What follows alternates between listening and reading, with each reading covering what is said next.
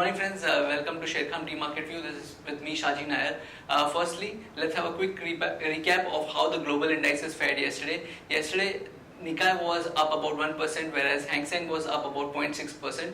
However, Nifty started on a weak note and did not actually recover towards the close of the day. It ended 20 points lower, close to 8220 levels. The top gainers on the Nifty were Hindalco, ONGC and Bharti Infratel, whereas the top losers were Adani Ports, Tata Power and Aurobindo Pharma. If you look at the flows yesterday, the FIs were net sellers to the tune of 485 crores, whereas the FIs were net buyers to the tune of 485 crores, whereas DIs were net sellers to the tune of 335 crores, whereas the FIs in the future segment were net sellers to the tune of 570 crores. So a bit of mixed flows with respect to the institutional investors. With respect to the global market, yesterday the CAC and DAX both were up above 0.5%, whereas the FTSE was about 0.3-0.4%. So, but overall the European markets were slightly in the green. With respect to the Dow ended a bit positive. It was 0.14% up. So a bit, it was not a great kind of move yesterday with respect to the European and the US indices. And today what we are seeing is the Nikkei is down about 1%, Hang Seng is down about 0.5% odd, and SGX Nifty is trading around 17 points lower. So we could have a subdued start in the morning. That's it from the Sharekhan pre-market view for the morning session. Now over to the derivatives update. Good morning friends, we'll give analysis on derivatives. Yesterday's trading session, despite positive cues from the international markets, our market did open on a negative note, and thereon it did trade in a narrow range of 20-30 odd points with a negative breadth as market participants remain on the selling side a bit on the cautious note ahead of the major event of a brick exit which would be scheduled tomorrow, and due to which market have been remaining under a cautious note and under a very close eye movement in most of the international markets. And our market also remained a bit kind of an flattish to negative and closed on a bit kind of an flattish to negative closing with a loss of 0.32% and settled at 8225.10. I would see in open interest terms, whenever the market has been going down, it's been going down mainly to the long unwinding. We haven't seen much of the short positions getting added of the market participants. We have seen an unwinding of around 2.5% in the open interest. In the absolute terms, around 5 odd lakh shares were shadowed in the open interest. Cost of carry also decreased from 6% to 2.5%. That is, Nifty Premium did came down from 16 points to currently 7 to 8 odd points between the spot, and due to which majority of the unwinding which was seen in yesterday's trade was due to the long unwinding. And we have been seeing market participants have been becoming quite light in terms of open interest ahead of the event, as they don't want to take any kind of an speculative, major speculative risk ahead of the event, as they have been expecting that post the event we might see a very sharp movement on the either side, due to which market participants are becoming very light in terms of the positions. Put call ratio decreased a bit by 1 basis point from 1.15 to 1.14 odd levels, and volatility index was more or less same at sub 17 odd levels, that is 17.25 odd levels. On the option side, not major activity to highlight upon. In the last few trading sessions, market participants have been quite skeptical in making any kind of short or long bets in the option side, as options have been becoming very much risky bets, as there are a lot of factors to be looked upon when trading in the options. Since we have been nearing the major event of brick exit, we are not seeing the highest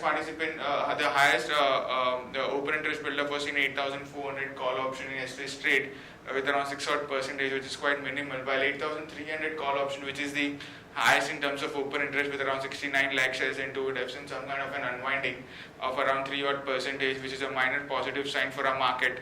On the put side, the highest addition was on the 8,200 put option of 7%. However, 8,000 strike price put option remains as the highest in terms of open interest in the put side.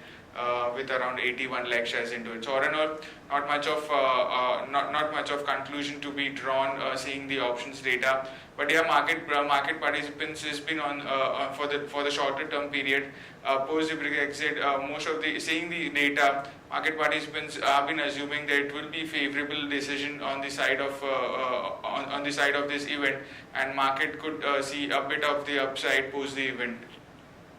There are three securities in ban period for today's trade, that is C8 Limited, JP Associate and Indiabull Real Estate. On the FI's terms in index futures, they were net sellers by 571 odd crores, but the selling part have been coming mainly to the long unwinding pressure as the open interest of FIs in index futures went down by 2 to 3%, while index options net sellers by 911 odd crores, stock futures net buyers by 294 odd crores, and stock options net sellers by 6 crores only. The market level of FIDs we have stands at 8,200 with a lower range at 8,200 and higher range at 8,300. SX Nifty is trading a bit on the negative side. Today's trade is down by 14 to 15 odd points. It's quoting anywhere around 8215, indicating some kind of a negative opening to flat opening can be expected in the morning trade. That's it from derivatives. Thank you. Now let's have a quick take on the trading ideas as well as the news update. On our trading ideas, we have on mobile. The Brazilian telecommunications operator OI has filed for bankruptcy. Now, on mobile is an official partner of Ringback Tone, partner of OI in Brazil. So this is negative development for on mobile. We could see some pressure on the stock. So we consider that one can go short on mobile, keeping a stop loss at 105 for a downward target of 99.9 and 97.8. On a news update, Starwood Preferred Guest and Club ITC the respective loyalty programs of Starwood Hotel and ITC Limited have announced a collaboration in India. And Cabinet is likely to consider mega spectrum auction today. Also, Cabinet is to consider new national textile policy today. Several textile players could be benefited. Among them, Raymond, Arvind, Vardhaman Textiles, Gokuldas, Exports, Welspun India could be in focus. Yesterday, also these stocks had seen some positive action. India Bulls to raise 1,000 crores from NRIs for real estate fund. Asian Paints to raise Vizag plant capacity. Pokarna Engineered Stone, which is a wholly owned subsidiary of Pokarna, it has come out of corporate debt restructuring. So this could be a positive development for the stock and could see some positive movement. IDBI Bank seeks approval to raise up to rupees 8,000 crore via share sale. Majesco partners with eGain for joint business opportunity. And in the Amtech case, SEBI may take action against CARE and CRISIL. And as per media sources, JLR could face around $1.47 billion Brexit hit. JSPL to raise around 10,000 crores via securities and non-convertible debentures. Future Group ties up with Bajaj Finance to offer credit for purchases. And Bank of India sells 18% stake in Star Union Daiichi Life. UK Union asks Tata Steel to clarify intention to sale plan. And an important listing today, Max Ventures and Industries to list today. Future Market Network releases promoter pledge of 12.64% on loan repayment. This could be positive for the stock. Then Shobha to buyback of 22.75 lakh shares, which would begin on July 29th and end on July 13th.